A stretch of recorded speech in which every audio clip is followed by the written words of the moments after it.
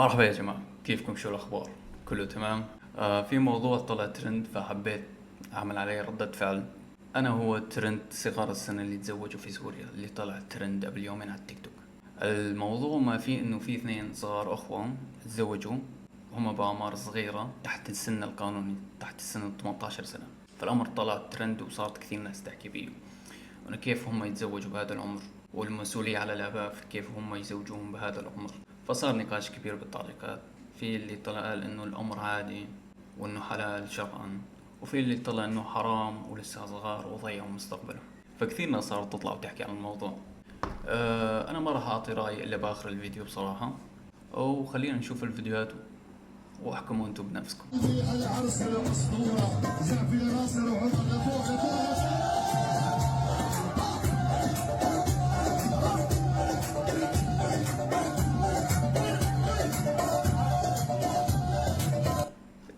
يا جماعة أنا لاحظت شيء،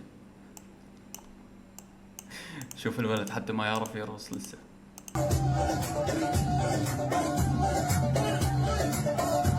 طائر النورس حلق.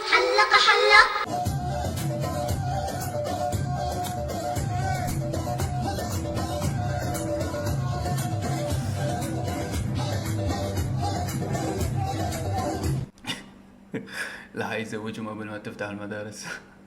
الأمر مو كثير محبب، حتى لو كان حلال بصراحة مو محبب بين المجتمع. يبقى أمر غريب إن الأطفال يتزوجوا بهذا العمر.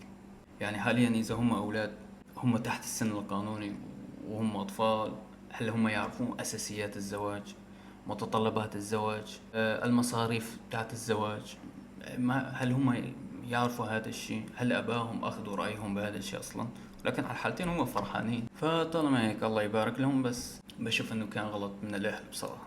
يعني هو مو غلطة كبيرة لكن يعتبر غلط، لانه اذا هلا هم كبروا فمتأكد او مليون بالمية حتى راح يندموا، راح يقولوا انه ما عشنا طفولتنا وما بعرف شو. وفي اللي عم يقولوا بالتعليقات انه احسن خليه يتزوجوا هلا يلحقوا اولادهم اذا كبروا وما بعرف شو. في فيديو تاني بدنا نشوفه. وهو الشباب من نغ يتفضلوا على التبكة ويشاركوا في أفراح بني العمر وبزفاف العريسين عمر وناصر زينة الشباب. اسمائهم عمر وناصر.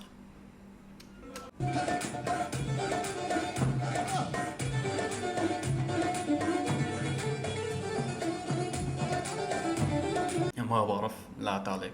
انا بحياة الناس الخصوصية ما اتدخل ابدا، بس اعطي راي بسيط، رايي من راي الناس بصراحة. اما بخصوصيات الناس مثل الزواج او اشياء عائلية فانا ما اتدخل بها بصراحة. بشوف انه هاي امور خاصة ما لازم اتدخل بها، ولكن طالما هو شيء طلع وصار عام للعامة ولجميع الناس فحبيت اعطي رايي البسيط، ردة فعل بسيطة. يعني شوفوا هذا الفيديو كيف الناس يعني ما اتمنى اكون مكانهم، لكن شوف الناس كيف حاطه اغاني طيور الجنة عليهم. الحلو صار يحبي اسم الله على حبيب قلبي. الحلو صار يحبي اسم الله على حبيب قلبي. من فرحة سربت ضيطير، الفرحة سربت ضيطير، يا نص صلوا على النبي. كل سب يحكي شو هادين عم تعمل؟ الناس صارت تمسك فيديوهات العرس وتركب عليها اغاني طيور الجنة. اوه شوف يا جماعة، هاي صباحية العريس. ميني يا حليوة ميني بالله ميني، العين سودك حالة جر الميني. يا جماعة شوفوا، لاحظوا نظراته، مبسوط الولد. والله انت لسه ما شفت شيء. في صورة للناس عم تقول انه هدول هم العروسات، خلينا نشوف. هاي الصورة اكثر شيء منتشر، فكثير من الناس عم تحكي انه هدول هم.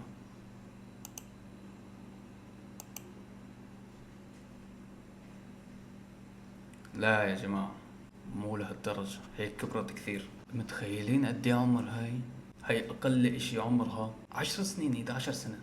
يعني هي 10 سنين 11 سنة بالكثير. يعني كيف قبلوا اهليهم يزوجوهم، كيف رضوا بهذا الشيء، انا بصراحة ما بعرف. معزل دلالي شوف بعينك وارحم حالي، يا ريتك تطل بالي، كل شي من الدنيا ما بدي. شنو يوم اللي مرق عليا، شنو من بلاد اوكي يا جماعة، هذا كان الترند. بصراحة ما بعرف شو بدي احكي، ولكن هاي امور خاصة انا ما اتدخل بيها ابدا، او ما يحق لاغلب الناس تتدخل. ولكن طالما انه صار شيء عام ونشر على النت، وخصوصا التيك توك، وانتم تعرفون جمهور التيك توك، يعني الجمهور بياخذ كل شيء مسخرة، فصار الامر فيه حكاية كثير. ولكن انا عن نفسي ما اتدخل بالامور الخاصة، ولو كنت موافق او ضد هاي الاشياء فانا ما بتدخل. اللهم اعطيت رايي البسيط، بشوف انه هذا مو مقبول وما لازم يصير، خصوصا انه ارائهم راح تتغير، افكارهم، معتقداتهم، كل شيء فيهم راح يتغير مع الوقت، فهم اكيد مو فهمانين الحياة صح حتى الان. ولكن الله يهنيهم، ما نقدر نقول اي شيء ثاني طالما اهاليهم بدهم هيك. اوكي يا جماعة الخير، هذا كان الفيديو تبعنا لليوم، اتمنى انكم استمتعتوا بيه. اما عن الفيديو انا في رايي ما بتدخل ابدا، هاي امور خاصة، والامور الخاصة العائلية انا ما بتدخل بيها، ولو انه من وجهة نظري انه هذا الشيء غلط بصراحة، ولكن ما لنا دخل، هاي عيلتهم والعرسان مثل ما شفتوا انه هم مبسوطين. فكل ما هنالك انه اثار الجدل لانه الامر انتشر على التيك توك، وانتم تعرفون جمهور التيك توك، فطالما انتشر على التيك توك فالناس صارت تهبط على كيفها. عموما كان هذا الفيديو تبعنا اليوم، اتمنى انكم استمتعتوا، واتمنى انكم اخذتوا نظرة اوسع عني وعن القناة. راح احاول انوع اكثر وانشر فيديوهات اكثر بالقناة، فاشتركوا ودعموني باللايك، وخلينا نشوف الفيديوهات راح يوصل 10 لايكات ولا لا، وانه ما اتوقع. ولكن شكرا لمتابعتكم، ونلقاكم في فيديو اخر. كان معكم آرام، سلام.